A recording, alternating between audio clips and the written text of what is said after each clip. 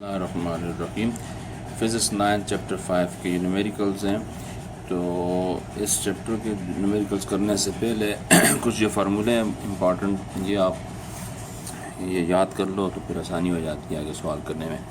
ये लिखा हुआ है ग्रेविटेशनल फोर्स, ये एफ़ की नीचे स्मॉल छोटा सा जी लिखा हुआ है, इसका मतलब ये है ग्रेविटेशनल फोर्स। तो ग्रेविटेशनल फोर्स किसके बराबर होती है? यूनिवर्सल ग्रेविटेशनल फोर्स बराबर होती है Gm1m2/r² के। ठीक है, अगर दो हमारे पास अजसाम है, एक m1 है एक m2 है, उनके दरमियान फासला r है, तो इनके दरमियान जो फोर्स ऑफ अट्रैक्शन होगी वो होगी Gm1m2/r² के। इसी तरह यहाँ पर g की वैल्यू जो है बहुत इंपॉर्टेंट है, आप जहन में रखोगे, वो है 6.67 मल्टीप्लाई 10⁻⁻11 न्यूटन मीटर स्क्वायर पर kg²। इसी तरह ये जो ग्रेविटेशनल फोर्स होती है किसी जिस्म के वेट के बराबर होती है। अगर आपके हाथ में कोई जिस्म पकड़ा हुआ है, जितना उसका वेट होगा ज़मीन और उसके दरमियान उतनी कशिश होगी। तो एफ जी किसकी इक्वल हुई? डब्ल्यू के। डब्ल्यू किसके बराबर होता है? एम जी के। यहाँ से अगर जी की वैल्यू निकालना चाहें तो जी इक्वल होगा किसके? Gme/r²। ये g से मुराद ग्रेविटेशनल कांस्टेंट है, ये me से मुराद मास ऑफ द अर्थ है, और ये re से मुराद रेडियस ऑफ द अर्थ है। ज़मीन की सतह के ऊपर कोई जिस्म रखा हुआ है तो वहाँ पर g की वैल्यू ये होगी।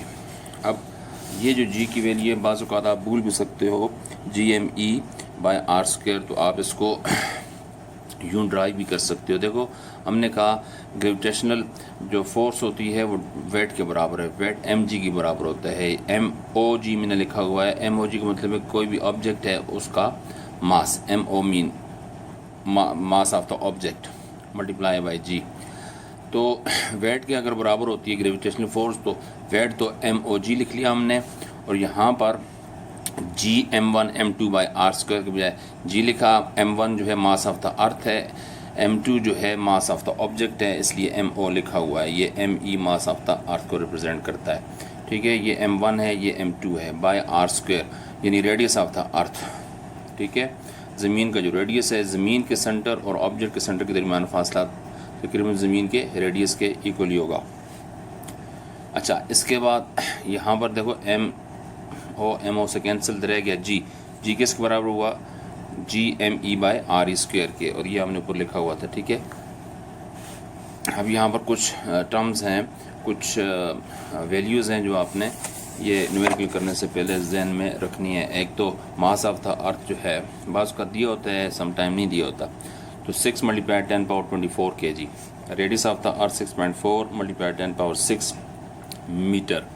इसी तरह जी की वैल्यू जो है 9.8 मीटर पर सेकेंड स्क्वायर, और अपनी आसानी के लिए बाज़ का हम ये जी की वैल्यू 10 मीटर पर सेकेंड स्क्वायर भी लिख सकते हैं, क्योंकि 9.8 means approximately equal to 10 round figure बनाया जाए तो। ठीक है, orbital velocity around the earth किसके बराबर होती? v is equal to Gme/r⁻e+h²। ठीक है, ये कैसे ड्राइव की हुई ये वैल्यू आप ये भी देख लें। ये देखें, ये है, अगर इसको आप ज़मीन मान लें, ये ज़मीन का सेंटर है, ये कोई ऑब्जेक्ट है किसी हाइट पर है। अब ये ज़मीन का सेंटर है, ये ज़मीन की सतह है। ठीक है, ज़मीन के सेंटर से ज़मीन की सतह तक का जो फासला है वो रेडियस ऑफ द अर्थ के बराबर है। ज़मीन का जितना रेडियस है, यहाँ से यहाँ तक, सेंटर से सतह तक जो फासला है, सरफेस तक जो फासला है, इसको हम रेडियस ऑफ द अर्थ से कहते हैं, और डिनोट किया जाता है आर ई से। और यहाँ से ऊपर जितनी ऊंचाई है उसको हम एच से डिनोट कर रहे हैं, ये है एच। अब ये सेंटर से इस ऑब्जेक्ट तक का फासला जो है वो किसके बराबर होगा? Radius of the earth plus ये एच, यानी यहाँ से लेकर यहाँ तक फासला re+h के बराबर होगा। तो इस ऑब्जेक्ट और ज़मीन के सेंटर के दरमियान फासला कितना है? re+h। तो ये कोई जिस्म है, ये इस ज़मीन के गिर्द घूम रहा है। ठीक है, इनके दरमियान फासला re+h होगा।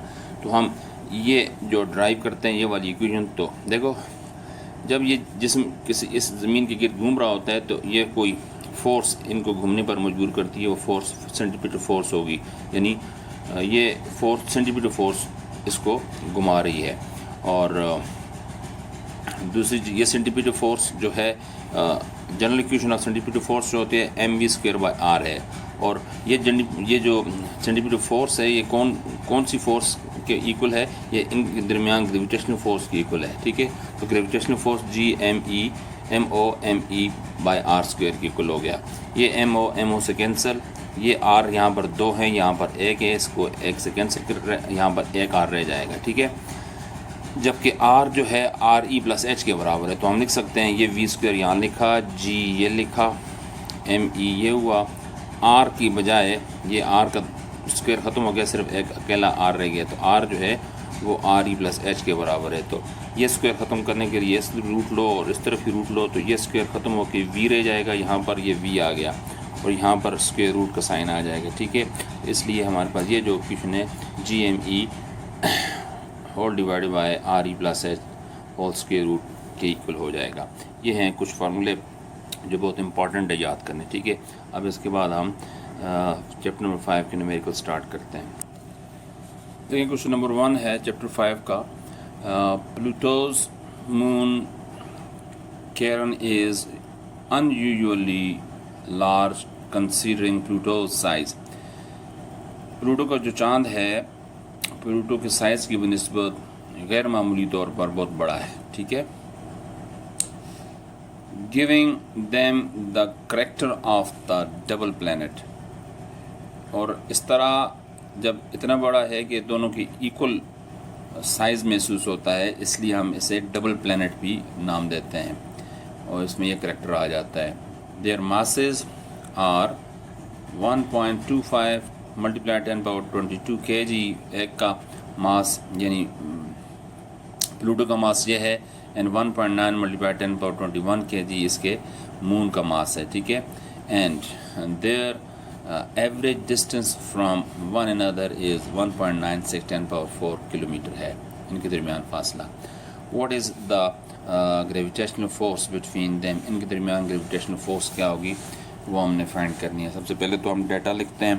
देखें डायग्राम की मदद से भी आप देख लें, M1 जो है, M1 ये है प्लूटो, ठीक है। इसको M1 आप प्लूटो समझ लो, ठीक है, और ये प्लूटो का मून है M2, ठीक है। तो इन दोनों के दरमियान, इनके सेंटर्स के दरमियान जो फासला है वो R से डिनोट किया हुआ है, ठीक है। तो इनके दरमियान फोर्स ऑफ अट्रैक्शन क्या होगी, वो ग्रेविटेशनल फोर्स होगी जो हमने फाइंड करनी है, किसके बराबर है GM1m2/r² का फार्मूला लगेगा।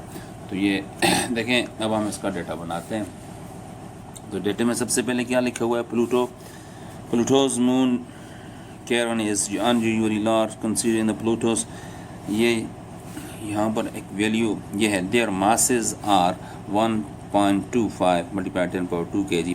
अब ये जो मास है ये प्लूटो का मास हम लिख लेते हैं, ठीक है। मास ऑफ प्लूटो लिखो, solution mass of Pluto, J M1 के बजाय आप MP भी लिख सकते हो। प्लूटो पहचान के लिए सिर्फ M1 या MP लिखा है, ये प्लूटो का मास है। तो ये कितना है, ये जी 1.25 × 10⁻22 kg, ठीक है। इसके बाद दूसरा है मास ऑफ मून। इसका जो मून है, प्लूटो का मून, ये इसका मास है, ठीक है। आप लिख लो मास ऑफ मून, इसको डबल M लिख लेते हैं। ये मास की सिंबल है, मास ऑफ मून यानी MM लिखा, और ये किसकी इक्वल है, लिखा हुआ है जी 1.9 × 10⁻21 किलोमीटर, ठीक है। इसके बाद देखते हैं इनके दरमियान फासला कितना है। The distance between them is this. अच्छा, डिस्टेंस बिटवीन देयर सेंटर्स लिखो, डिस्टेंस लिख लो, डिस्टेंस बिटवीन देम, इनके दरमियान जो फासला बनता है वो है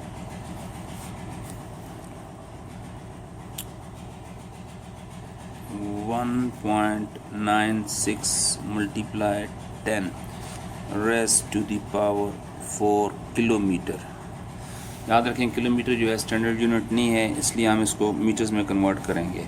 तो 1.96 किलो का मतलब होता है 10 पावर 3। तो अब ये मीटर, ये 10 पावर 3 और मल्टीप्लाई ये 10 भी पावर 4 भी है। तो किलो के बजाय हमने 10 पावर 3 लिख लिया है। अब इसको आप मीटर लिख सकते हो। अब 1.96 मल्टीप्लाई बेस सेम है, दोनों मल्टीप्लाई हो रहे हैं। 10 power 3 multiply 10 power 4 mean 10 power 7। Base इनकी ये पावर जेड हो गई हैं, ठीक है। 10 पावर 7 मीटर जो है इनके दरमियान डिस्टेंस है। अब देखें यहाँ पर ग्रेविटेशनल फोर्स का जी की वैल्यू हम पुट करेंगे तो क्या लिखेंगे? ग्रेविटेशनल कांस्टेंट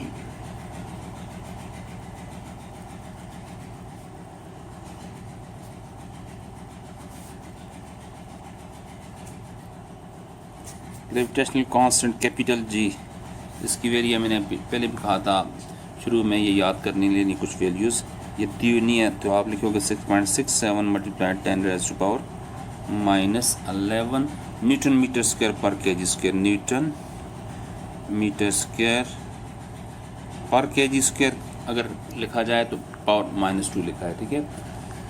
तो ये हमारे पास डेटा है। हमने फाइंड क्या करना है? What is the gravitational force between them. Gravitational force जो है इनके दरमियान पाई जाती है वो हम फाइंड करेंगे, ठीक है।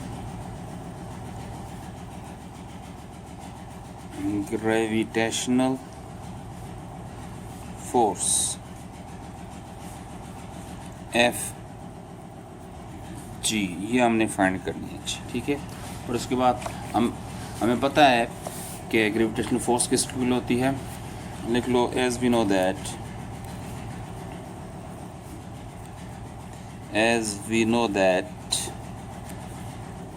ये जो ग्रेविटेशनल फोर्स होती है एफ जी, ये किसकी इक्वल होती है? ये होती है जी जी M1 M2। M1 के बजाय चलें ठीक है M1 लिख लेते हैं, जनरल फार्मूला पहले M1 M2 bye R square के, ठीक है। तो अब यहाँ पर तो हमारे पास जो वैल्यूज़ हैं जी, तो ये हो गया M1 क्या है हमारे पास? M1 है जी mass of Pluto MP। M2 क्या है हमारे पास? Mass of the moon of Pluto, ठीक है।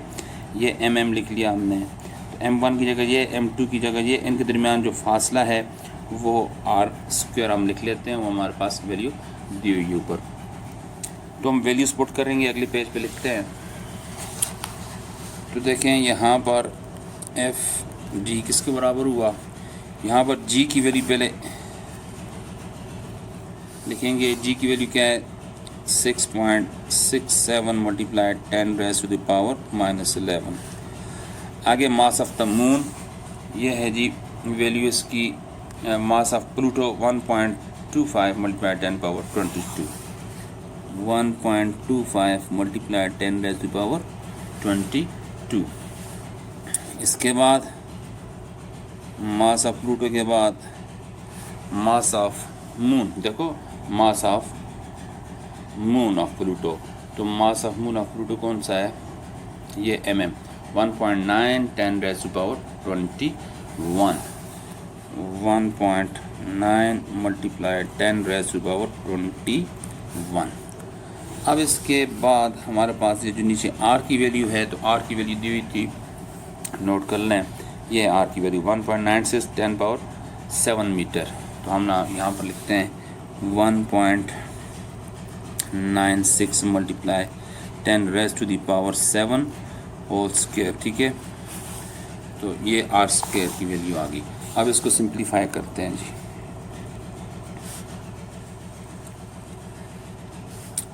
देखें यहाँ पर ये 6.67, 1.25 और 1.9 को अलग करके लिखते हैं। 10 पावर्स जो हैं अलग करके लिख लेते हैं। यहाँ पर लिखो 6.67 मल्टीप्लाई 1.25 मल्टीप्लाई 1.9 और बाकी क्या रह गया 10 पावर ये -11। फिर 10 पावर ये 22 मल्टीप्लाई ये 10 पावर 21। अब देखें नीचे क्या है, ये 2 दफ़ा लिखेंगे क्योंकि पावर ये स्क्वायर है, तो 1.96 मल्टीप्लाई 10 पावर 7। अगेन दोबारा लिखो 1.96 मल्टीप्लाई 10 पावर 7। अब इसमें ये ऊपर जो लिखे हुए हैं इनको आप मल्टीप्लाई कर लें। चलें पहले लिख लेते हैं नीचे वालों को भी, तो उसके बाद हम इकट्ठा कर लेंगे। या मल्टीप्लाई कर लो इनको, 1.67 मल्टीप्लाई 1.25 मल्टीप्लाई 1.9 क्या बनता है 15.841। इन तीनों को मल्टीप्लाई करो तो 15.841 बन गया। यहाँ पर चूँकि बेस सेम है, मल्टीप्लिकेशन में पावर जेड होती हैं, तो ये -11 प्लस 22 प्लस 21। इधर नीचे देखो तो ये 1.96 मल्टीप्लाई होगा 1.96 के, और बाकी रहेगा 10 पावर 7 मल्टीप्लाई 10 पावर 7 कर लो। ठीक है, ये ऊपर तो हमारे पास आ गया 15.841। इन नीचे वाले दोनों को मल्टीप्लाई किया तो ये बन जाता है 3.841। ऊपर जो है 10 पावर हमारे पास क्या बचेगा, ये माइनस ये 32, इनको ऐड करके 11 को माइनस करो तो ये आता है 32। ठीक है, और नीचे 10 पावर ये 7 प्लस 7 14 लिख लो। ठीक है, ये दोनों ऐड हो गए। अगले स्टेप में ये इससे डिवाइड करो तो हमारे पास आ जाता है 4.124 मल्टीप्लाई 10 रेज़ पर, ये 32 पर लिखा हुआ है, बेस सेम है, ये पावर पर जाके माइनस हो जाएगा। तो हमारे पास क्या बन गया 4.12 multiply 10 raise to the power 32 में से 14 माइनस करो तो बाकी क्या बचता है 18। ठीक है, तो हमारे पास आंसर क्या आया 4.1 10 पावर 18 न्यूटन। ये दिस इज फोर्स रिक्वायर्ड। ठीक है, दिस इज अवर आंसर।